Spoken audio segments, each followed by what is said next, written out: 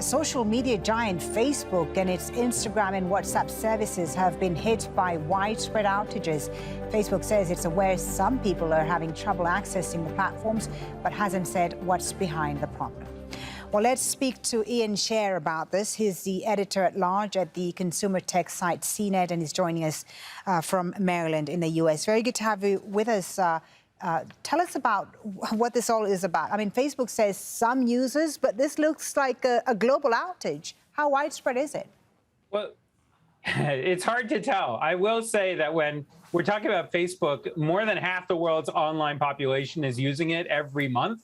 So, you know, a few users can be a lot of users. But this is a significant look. These outages happen from time to time. Right. Sometimes they are the result of bad behavior, hacks or something. Other times it's someone who pushed the wrong button. And this time it seems like it may have been not a bad thing. It may have been someone pushed the wrong button or some computer is misconfigured, and that'll get fixed at some point. But this has been going on for over an hour now, which is long, yeah. No?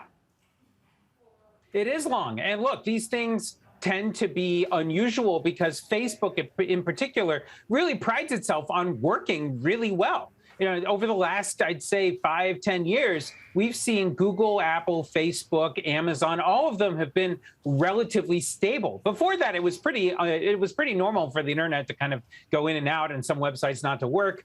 You can look up the Twitter fail whale if you remember that period of internet history. So, you know, this stuff did happen, but it is unusual more so now. And so, yeah, having it out for an hour is definitely noteworthy. And this is coming in a day after a whistleblower revealed that the company Facebook prioritized profit over public good. And we know that political pressure has been building on the company. We're not speculating, of course, here whether there's a link between that and what's happening today. But I'm wondering, you know, with all this bad publicity right now for Facebook and this political pressure, can the company withstand all this bad pressure and bad publicity? What do they have to do to change things around? Yeah, I mean, look, I think that they are under really a lot of pressure from all over the place, right? Not just their critics and people like me in Silicon Valley, but also you've got the regulators in Washington, all over the world.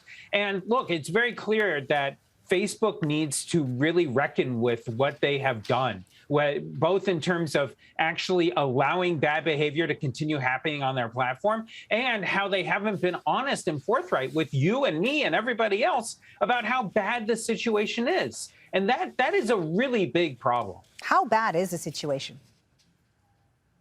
I mean, it's very clear that that harassment and the spread of disinformation, undermining democracy, all of these things have been happening on a wider scale than Facebook has told us about. We don't have access to any data that actually tells us. All we have are little slivers of information. Right. So it is a big, big problem. And the company has shown internally that they know that. Right.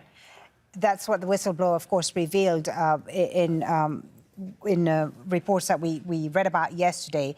You know, when you see all this you wonder, of course, if, you know, one company, Facebook, owning multiple major online platforms is a good idea. What can regulators do about this?